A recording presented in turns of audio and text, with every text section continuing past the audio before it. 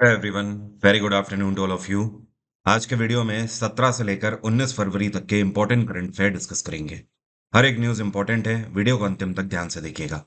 Current affair की PDF आप static GK के साथ मेरे टेलीग्राम ग्रुप से डाउनलोड कर सकते हैं। मेरे टेलीग्राम का ऑफिशियल लिंक वीडियो के डिस्क्रिप्शन में सबसे ऊपर दिया हुआ है। सबसे पहले बात कर लेते हैं क्वेश्चन की। मैंने आपसे 17 तारीख को जो लास्ट हमारा वीडियो था, उसमें मैंने आपसे ये सवाल पूछा था कि इनमें से कौन सा खेल है जिसमें ऑब्जेक्ट बॉल वर्ड का यूज किया जाता है। मैक्सिमम स्टूडेंट ने सही आंसर किया है, जिन्होंने भी आंसर दिया है। तो इसका सही आंसर है स्नूकर। अब देखिए, यहाँ पर मैंने पिक्चर लगाकर आपको समझाने की कोशिश करी है, समझिएगा। ऑब्जेक्ट बॉल का मतलब पता है क्या होता है? जब गेम को शुरू किया जाता है तो ये जो व्हाइट वाली बॉल होती है, जैसे कि कैरम में स्ट्राइकर का यूज किया जाता है, उसी तरीके से इस व्हाइट बॉल से ही आपको सारी गेंदों को मारना है। इसको बोलते हैं क्यू बॉल, ठीक है। तो क्यू बॉल से जब आप गेम शुरू कर रहे हो, तो पहली जिस बॉल पर भी ये क्यू बॉल हिट होगी, उसी को ऑब्जेक्ट बॉल बोला जाता है। जैसे कि मान लीजिए ये ऑरेंज बॉल पे जाके लड़ी, तो ऑरेंज बॉल ही उस गेम की ऑब्जेक्ट बॉल हो जाएगी। अगर ये इस वाली बॉल को लगती है तो ये होगी। वॉटेवर, मतलब कोई भी वो बॉल जो कि सबसे पहले क्यू से हिट होगी, वो कहलाती है ऑब्जेक्ट बॉल। अब शुरू करते हैं करंट अफेयर। अभी हाल ही में स्वच्छ सर्वेक्षण 2023 की रैंकिंग में सबसे स्वच्छ शहरों में नई दिल्ली ने कौन सी रैंकिंग हासिल करी है? तो पूरे भारत में दिल्ली को 7वीं रैंकिंग मिली है। मतलब आप ये बोल सकते हो कि भारत सरकार के द्वारा ये जो आंकड़े अभी जारी किए गए हैं, स्वच्छ सर्वेक्षण योजना के अंतर्गत, जिनके अंतर्गत ये टारगेट लेकर चल रही है सरकार कि हर एक शहर को नीट एंड क्लीन बनाना है, तो इसमें नई दिल्ली भारत में 7वें स्थान पे है। भारत का सबसे स्वच्छ शहर कौन सा रहा, मतलब नंबर 1 पे? ये है भोपाल, मध्य प्रदेश का। और दूसरे नंबर पे विजयवाड़ा रहा, विजयवाड़ा। अब ये जो रैंकिंग जारी करी जाती है, इसके लिए भारत सरकार ने 25 पैरामीटर बनाए हुए हैं। अब ये जो पैरामीटर्स हैं, जैसे कि एग्जाम्पल के तौर पर हर एक शहर के अंदर जो नालियां हैं वो साफ होनी चाहिए, सीवेज ट्रीटमेंट प्लांट प्रॉपर तरीके से होने चाहिए, वेस्ट मैनेजमेंट के लिए क्या क्या किया जा रहा है, बच्चों के जो स्कूल हैं उन स्कूलों में बाथरूम या वॉशरूम की फैसिलिटी कैसी है, ठीक है। और गाँवों को यहाँ पर पैरामीटर के अंतर्गत लाया जाता है कि पानी का कहीं जमाव तो नहीं हो रहा है, ड्रेनेज सिस्टम प्रॉपर होना चाहिए। तो ऐसे कुल मिलाकर 25 पैरामीटर्स हैं। इन सभी को कंपाइल करके ये लिस्ट जारी करी जाती है। हाल ही में रक्षा मंत्रालय के द्वारा एक डील साइन करी गई है अवेल नाम की कंपनी के साथ। यहाँ पर पहले मैं अवेल का आपको मतलब बता देता हूँ। इसका मतलब है advance weapon equipment India limited, ठीक है। अब ये कानपुर बेस्ड कंपनी है और ये एमिनेशन बनाने का काम करती है। तो अवेल के साथ रक्षा मंत्रालय ने टोटल 1752 करोड़ की धनराशि के साथ ये पैक्ट साइन किया है। 1752 करोड़ रुपए अवेल को दिए जाएंगे भारत सरकार की तरफ से, इसलिए क्योंकि ये इंडियन नेवी और इंडियन कोस्ट गार्ड के लिए remote sensor based control guns बनाकर देंगे। मतलब ऐसी गन्स जो कि रिमोट पर बेस्ड होंगी, ठीक है। और इनका जो कैलिबर होगा, ये 12.7 mm की गन्स होंगी। इनकी खास बात ये होगी कि ये डे एंड नाइट दोनों में ऑपरेशन परफॉर्म कर सकते हैं। आपको बता दूं, इंडियन नेवी के द्वारा इस तरीके की गन्स की डिमांड पहले करी गई थी, जिसकी वजह से ये पैक्ट साइन किया है रक्षा मंत्रालय ने। और 1752 करोड़ की मदद से टोटल 463 गन्स बनाकर इंडियन नेवी को सौंपी जाएंगी। ये कौन सा यूनियन मिनिस्टर हैं जिनके द्वारा नई दिल्ली में AHIDF स्कीम लॉन्च करी गई है? यहाँ पर AHIDF का मतलब है animal husbandry infrastructure development fund योजना। तो इस योजना को एनिमल हस्बेंड्री के जो मिनिस्टर हैं, पुरुषोत्तम रूपाला, इनके द्वारा लॉन्च किया गया है। अब इस योजना के अंतर्गत है क्या, समझिए। ऐसे लोग या फिर ऐसे किसान जो कि कहीं न कहीं मान लीजिए कि भैंस लेना चाहते हैं या गाय लेना चाहते हैं, बकरियाँ लेना चाहते हैं, ठीक है? दूध के उत्पादन के लिए, या मान लीजिए मुर्गी पालन करना चाहते हैं, पोल्ट्री खोलना चाहते हैं, ओके? और इसके अलावा कुछ ऐसे किसान जो कि MSMEs का पार्ट आज की डेट में बन रहे हैं या डेयरी कोऑपरेटिव्स खोलना चाहते हैं, तो उनको जो लोन के लिए रेट ऑफ इंटरेस्ट बैंक में मिल रहा है, जैसे कि मान लीजिए आम तौर पर बैंक 8% पे लोन दे रहे हैं, तो सरकार इस योजना के अंतर्गत 3% घटा के लोन देगी। मतलब इसमें 3% की सीधे सीधे छूट मिलेगी। ओके, तो लोन जो है वो 5% के आसपास मिल जाएगा।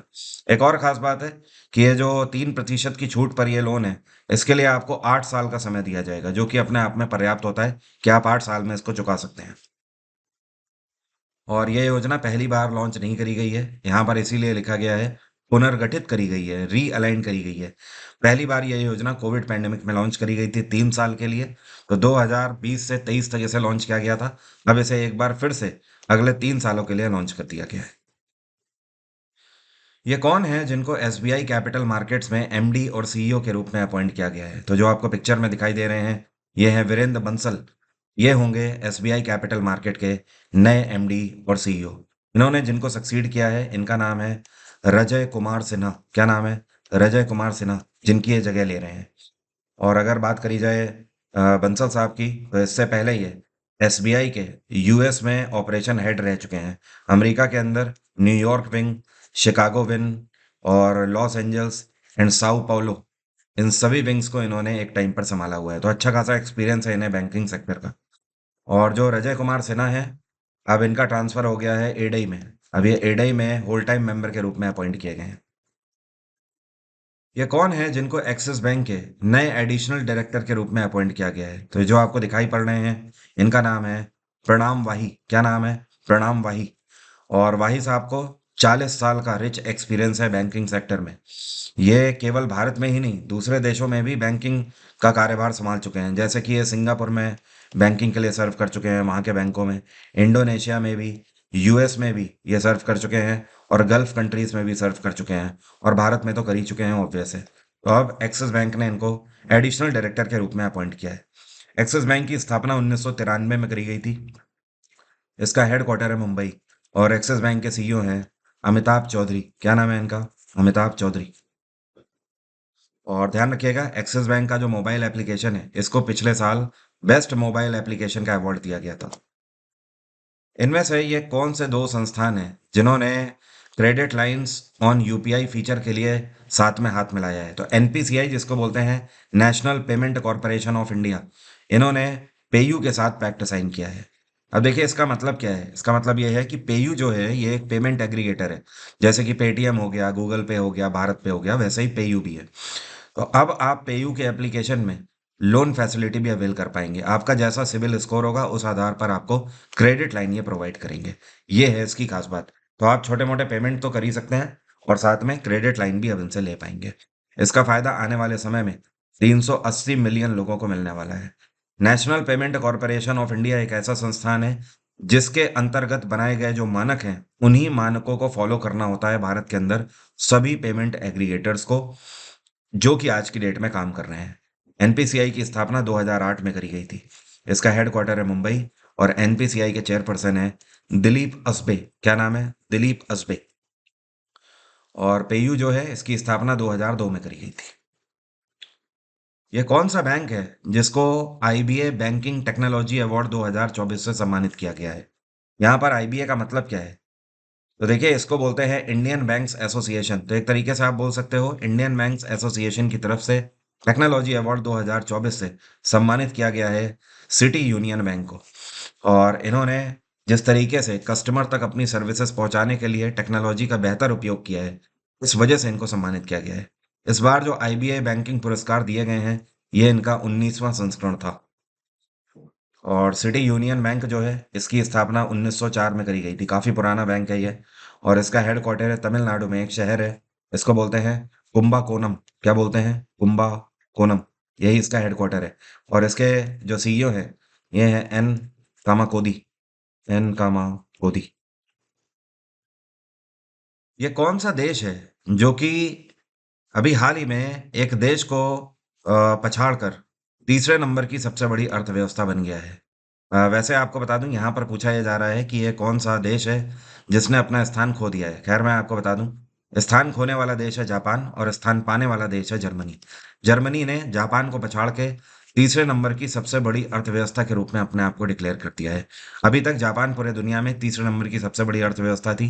अब जापान चौथे नंबर पे आ गया है। जापान की इस टाइम पर जो इकोनॉमी है, ये 4.2 ट्रिलियन डॉलर की है। और जर्मनी की जो अर्थव्यवस्था है, ये 4.4 ट्रिलियन की हो गई है। ठीक है। और नंबर 1 पे अमेरिका, पहले से ही है, करीब करीब $22 ट्रिलियन की इकोनॉमी के साथ। और चाइना दूसरे नंबर पे है, करीब $15 ट्रिलियन की इकोनॉमी के साथ। तो नंबर 1 पे यूएस, नंबर 2 पे चाइना, तीसरे नंबर पे अब जर्मनी, चौथे नंबर पे जापान, और पांचवें नंबर पे भारत पहले भी था, और भारत अभी भी पांचवें स्थान पर ही बरकरार है, करीब करीब $4 ट्रिलियन की इकोनॉमी के साथ। ये कौन सा राज्य है जिसने काजी नेमू लेमन को स्टेट फ्रूट डिक्लेयर कर दिया है? तो ये राज्य है आसाम। आसाम के अंदर बड़ी तादाद में काजी नींबू, ये जो नींबू है, एक प्रजाति है नींबू की, इसका उत्पादन किया जाता है। इस नींबू की खास बात यह है कि ये अंडे के आकार का होता है, मतलब अंडाकार होता है ऐसे। ये गोल नींबू की तरह नॉर्मल नहीं होता है। दूसरी एक खास बात है इसका कलर। इसका कलर हल्के हरे रंग का होता है। इसका जो ऊपर का जो छिलका होता है ये काफी पतला होता है। इवन इसमें जो सिट्रिक एसिड है इसकी मात्रा भी ज्यादा होती है, जो कि पाचन क्रिया के लिए बेहतर रहता है। काजी नेमू को पहले भी जीआई टैग मिल चुका है आसाम के अंदर, और अब आसाम सरकार ने इसको स्टेट फ्रूट डिक्लेयर कर दिया है। इसका सीधा सा मतलब आसाम की अर्थव्यवस्था पर भी इसका फर्क देखने को मिलेगा। आसाम आने वाले समय में काजी नेमू को जो एक्सपोर्ट करते हैं उसकी मात्रा में बढ़ावा जरूर करने की कोशिश करेगा। आसाम में इस टाइम पे बीजेपी की सरकार है। यहाँ के मुख्यमंत्री हैं हेमंता बिस्व शर्मा।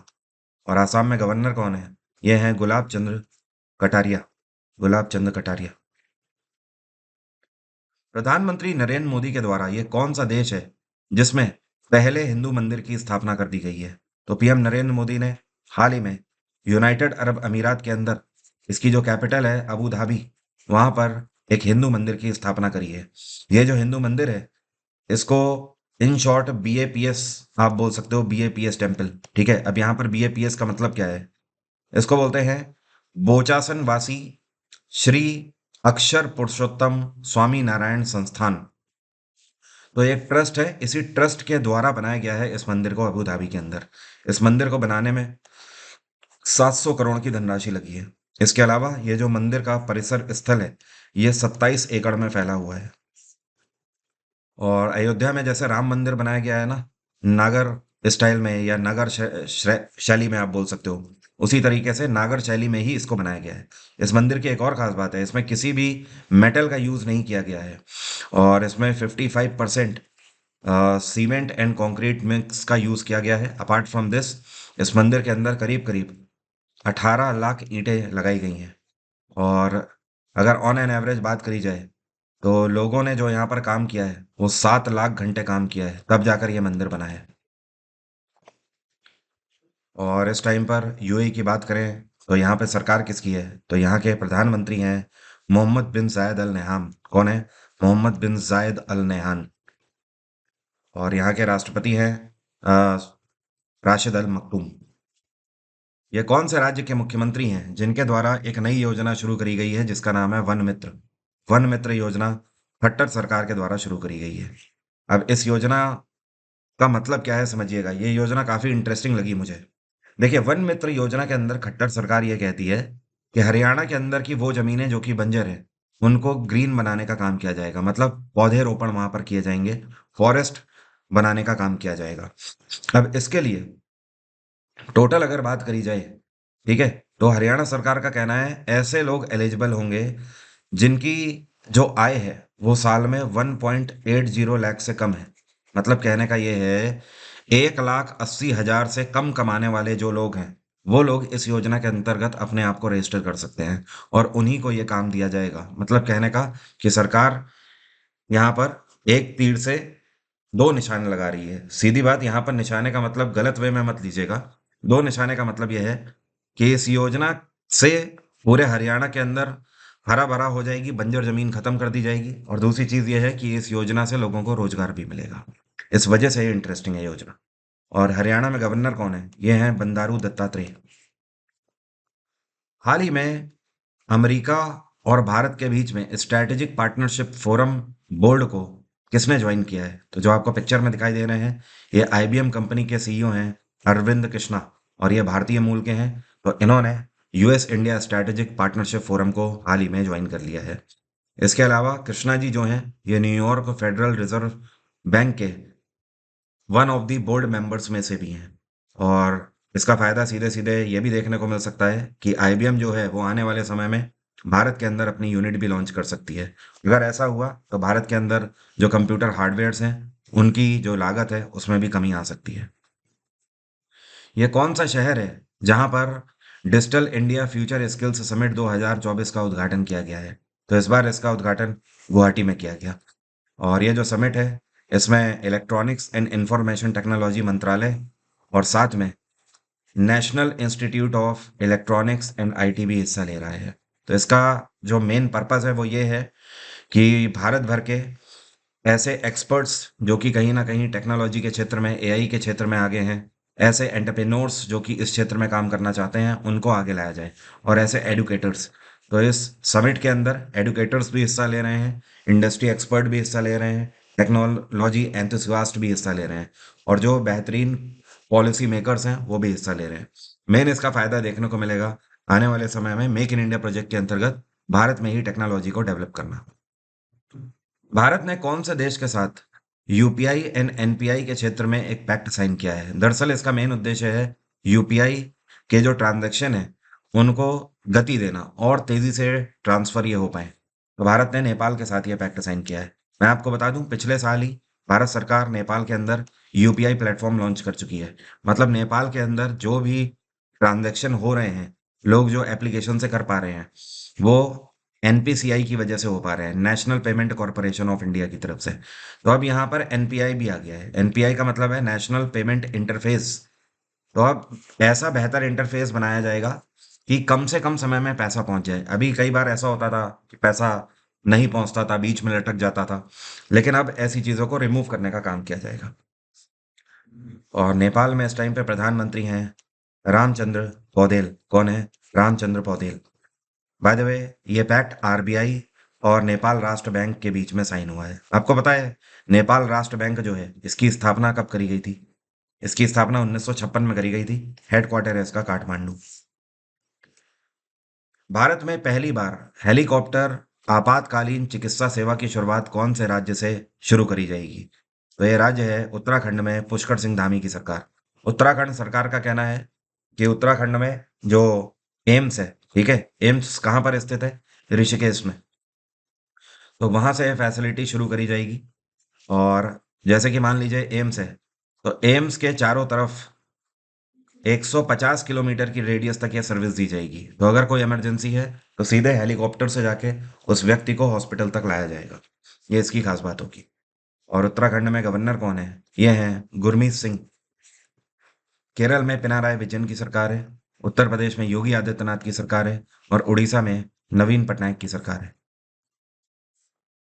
ये कौन है जिनको बोइंग डिफेंस इंडिया के नए मैनेजिंग डायरेक्टर के रूप में अपॉइंट किया गया है? बोइंग एक अमेरिकी कंपनी है जो कि एयरक्राफ्ट बनाने का काम करती है। और मेक इन इंडिया प्रोजेक्ट के अंतर्गत भारत और अमेरिका के बीच में जो पैक्ट साइन हुआ था वो ये था कि बोइंग अपना एक प्लांट भारत में भी खोलेगा। तो बोइंग का ये प्लांट जो कि भारत में है निर्मित, ठीक है, इस प्लांट के नए मैनेजिंग डायरेक्टर निखिल जोशी को अपॉइंट किया गया है। और निखिल जोशी को एक अच्छा खासा एक्सपीरियंस है एरोस्पेस सेक्टर में। और इतना ही नहीं, ये डिफेंस इंडस्ट्री में भी सर्व कर चुके हैं, और उससे भी पहले ये इंडियन आर्म्ड फोर्सेस के अंदर भी सर्व कर चुके हैं। तो 25 साल का एरोस्पेस में इनको एक्सपीरियंस है। अब ये बोइंग डिफेंस इंडिया को संभालेंगे। टाटा स्टील ने कौन सा आईआईटी के साथ पैक्ट साइन किया है? और ये पैक्ट इनके साथ इसलिए साइन किया है कि टाटा स्टील चाहती है कि आने वाले समय में, देखिए, जब स्टील बनाया जाता है तो स्टील को बनाने में बहुत सारा कार्बन उत्सर्जन होता है, मतलब काफी पॉल्यूशन भी होता है। तो इस पॉल्यूशन को कम करने के लिए, बिल्कुल जीरो स्तर तक लाने के लिए किस आईआईटी के साथ पैक्ट साइन किया है? तो ये है आईआईटी भुवनेश्वर, जिसके साथ टाटा स्टील ने यह पैक्ट साइन किया है।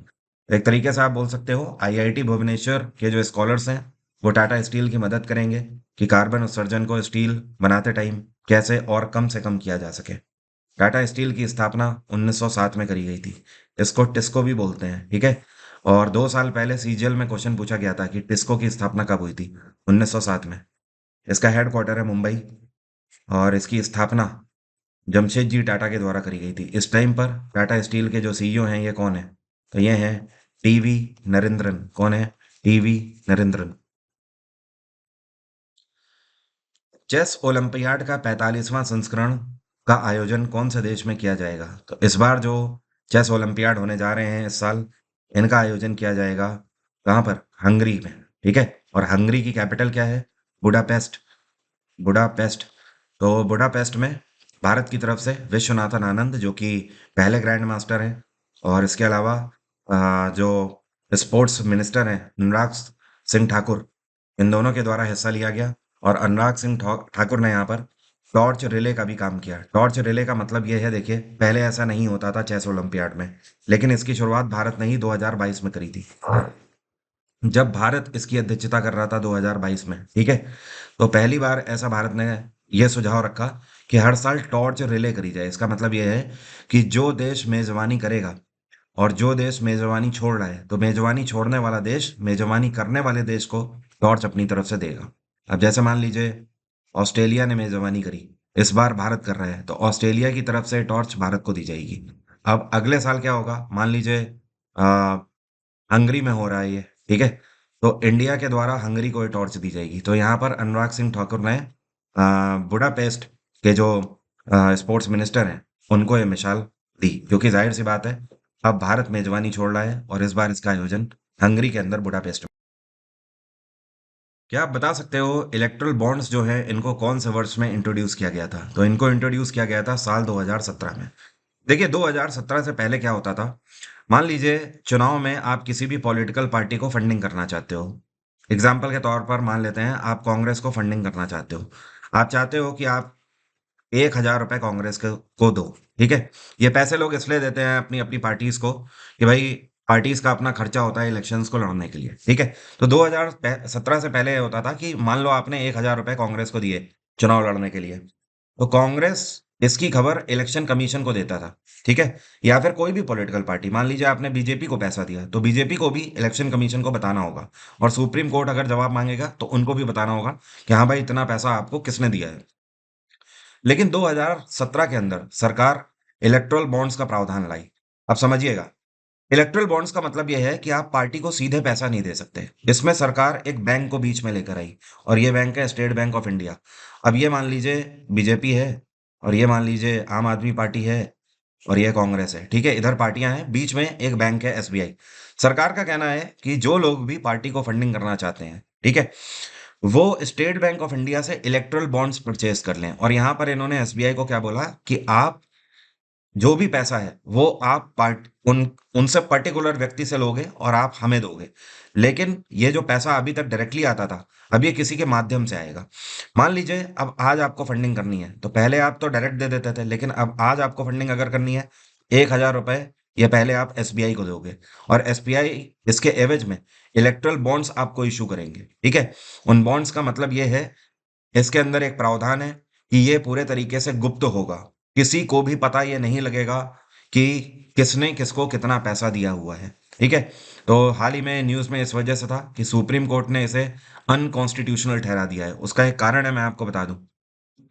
जो फंडामेंटल राइट्स हैं आर्टिकल 19 के अंतर्गत, तो आर्टिकल 19 का जो वन पार्ट है और उसका ए भाग है, वो ये बताता है कि लोगों को सूचना का अधिकार पूरे तरीके से है।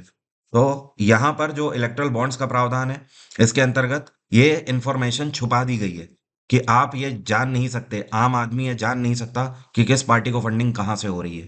ठीक है। इस वजह से सुप्रीम कोर्ट ने इसमें फटकार लगाई है, और बोला है कि जितनी भी पार्टीज हैं वो सब अपना अपना लेखा जोखा इलेक्शन कमीशन को दे साल 2019 से, कि कौन सी जगह से उनको फंडिंग हुई है, किस संस्थान ने, किस कंपनी ने उनको फंडिंग करी है।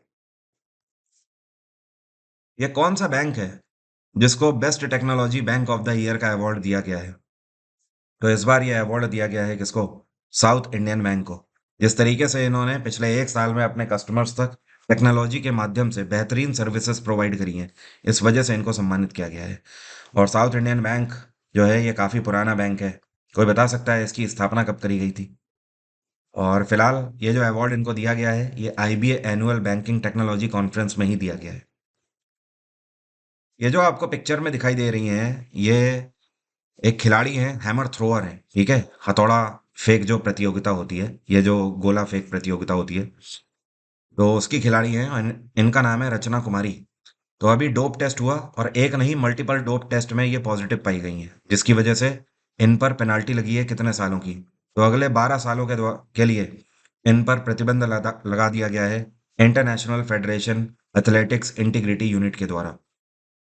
आपको बता दूं, पेरिस ओलंपिक्स इस साल लगे हुए हैं 2024 में। तो अभी कुछ टाइम पहले नेशनल एंटी डोपिंग एजेंसी ने भी एक कॉन्फ्रेंस करी थी और उसमें खिलाड़ियों को साफ बोल दिया था कि अगर आप अपने करियर से प्यार करते हैं तो इन सारी चीज़ों के चक्कर में मत पड़िए। तो फिलहाल जो है रचना कुमारी, ये डोप टेस्ट में एक ड्रग है, इसका नाम है स्टेनोजोलल। क्या नाम है? स्टेनोजोलल। तो इसका इन्होंने कंजम्पशन किया था। और इसके अलावा एक और है, इसको बोलते हैं क्लेनब्यू प्रोलर। क्लेनब्यू प्रोलल। ठीक है, प्रोलल। तो ये दो ड्रग्स पाए गए हैं और इससे पहले भी एक बार बैन हो चुकी हैं।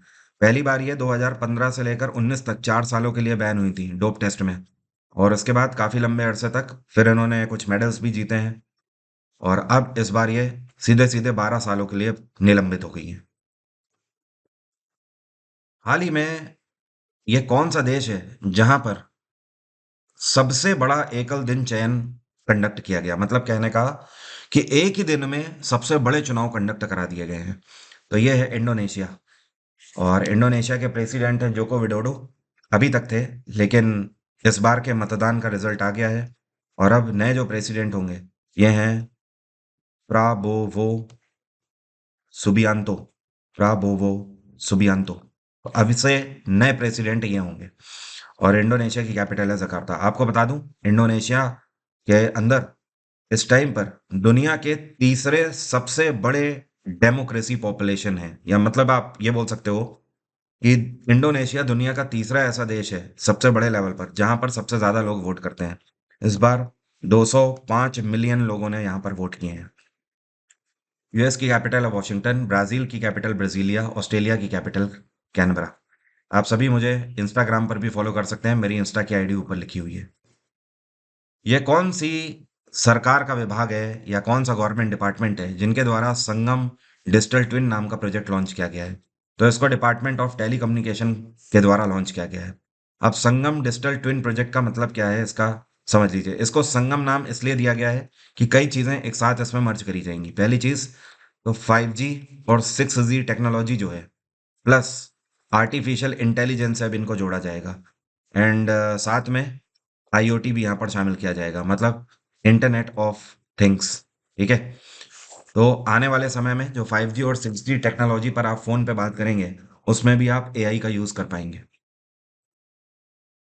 मिलन नेवल एक्सरसाइज, जो कि एक बहुत बड़ी नेवल एक्सरसाइज है, इसमें से एक है और इस बार 12वां संस्करण इसका कंडक्ट किया जा रहा है। कहाँ पर? तो इस बार भारत में ही इसका कंडक्ट हो रहा है संस्करण, और विशाखापत्तनम में होगा। विशाखापत्तनम इंडियन नेवी की ईस्टर्न कमांड है और यह सबसे बड़ी कमांड है इंडियन नेवी की। मिलन एक्सरसाइज आप ऐसे ही समझ लीजिए कितनी बड़ी एक्सरसाइज होती है। इसमें हर साल मल्टीपल कंट्रीज हिस्सा लेते हैं। इस बार इसमें 50 देश पूरे पूरे हिस्सा ले रहे हैं।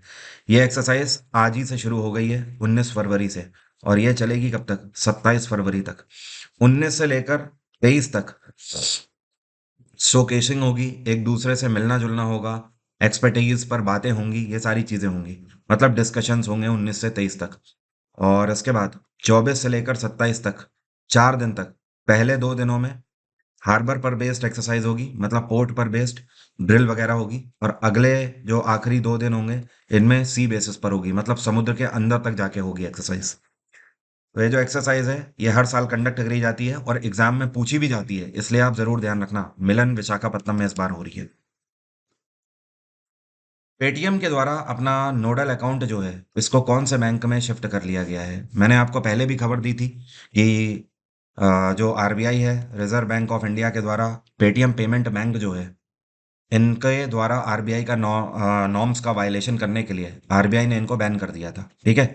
तो पेटीएम पेमेंट बैंक तो फिलहाल बंद हो गया है, लेकिन पेटीएम पेमेंट एग्रीगेटर की तरह तो काम करता ही रहेगा। मतलब अब ये ट्रांजैक्शन कर पाएंगे लेकिन लोगों का पैसा अपने पास नहीं रख पाएंगे।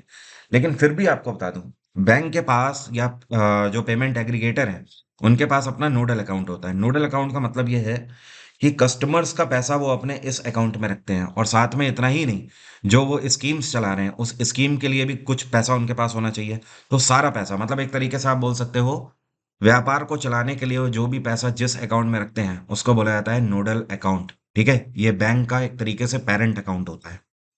तो अब इनका खुद का बैंक तो रहा नहीं है, तो इस वजह से अपना ये जो अकाउंट है ये इन्होंने एक्सिस बैंक में ट्रांसफर कर दिया है। और पेटीएम जो है इसकी स्थापना साल 2010 में करी गई थी। इसका हेडक्वार्टर है नोएडा और इसके सीईओ है विजय शेखर शर्मा। बाकी पंजाब नेशनल बैंक की स्थापना 1894 में करी गई थी। हेडक्वार्टर है इसका नई दिल्ली। और एक्सिस बैंक जो है 1993 में स्थापित किया गया, हेडक्वार्टर मुंबई है। आईसीआईसीआई बैंक 1994, हेडक्वार्टर है वडोदरा। एचडीएफसी बैंक भी 1994 और हेडक्वार्टर है मुंबई। अब मेरा आज का सवाल आपसे, आप में से कितने लोग बता सकते हैं जब पहला विश्व युद्ध हुआ था तो उस टाइम पर अमेरिका ने अपने फ्रेंड कंट्रीज को, मित्र देशों को, कौन से वर्ष में ज्वाइन किया था? कमेंट बॉक्स में जल्दी से लिखकर बताइएगा। एग्जाम इंजन एप्लीकेशन में 2024 के किसी भी एसएससी एग्जाम के लिए, क्योंकि आपको पता है कि एसएससी जीडी के बाद अब जो मेन एग्जाम आपके होंगे वो चुनाव के बाद ही होंगे। लेकिन हाँ, अभी आपके पास 3 महीने का समय है। 3 महीने में आप इस कोर्स को कंप्लीट कर सकते हो और बहुत अच्छे से इस बार सिलेक्शन ले सकते हो, क्योंकि वैकेंसीज भी काफ़ी ताबड़तोड़ हैं इस बार। तो आप जीएस जीके का मेरा foundation batch exam engine application में फॉलो कर सकते हो। इस बैच के अंदर मैंने history, polity, geography, science, economics, computer, ये सब बाई लैंग्वेज में कवर किया है, मतलब हिंदी और इंग्लिश में। और ये सारे टॉपिक्स मैंने कवर किए हुए हैं जिन्हें आप हिंदी इंग्लिश में देख सकते हो। वनडे एग्जाम कोई भी हो, चाहे वो किसी स्टेट का एग्जाम हो या एसएससी का एग्जाम हो, इन टॉपिक्स के अलावा और आपसे कुछ भी नहीं पूछा जाता है। इसके अलावा सिर्फ आपसे करंट अफेयर पूछे जाते हैं जो कि आपके ऑलरेडी कवर हो रहे हैं। इस बैच के अंदर डेमो क्लास अवेलेबल है। आप पहले डेमो क्लास लीजिए, अगर आपको डेमो क्लास अच्छी लगे तो ही आप इस बैच को अवेल करें। और वन लाइनर का क्रैश कोर्स भी इसके अंदर है और पिछले 5 सालों के पीवाईक्यूज भी मैंने कवर किए हुए हैं। मतलब अपने आप में एक पैकेज है, इसकी मदद से आप मैक्सिमम स्कोर कर पाएंगे। अपार्ट फ्रॉम दिस, आप मेरे अनदर बैचेस भी ले सकते हैं, जैसे कि सिर्फ हिस्ट्री, सिर्फ पॉलिटी, ऐसे ऑप्शंस भी अवेलेबल हैं आपके पास। आज की बात यहीं तक रहेगी। Thank you so much, have a nice day, take care, bye bye, आपका दिन मंगलमय हो।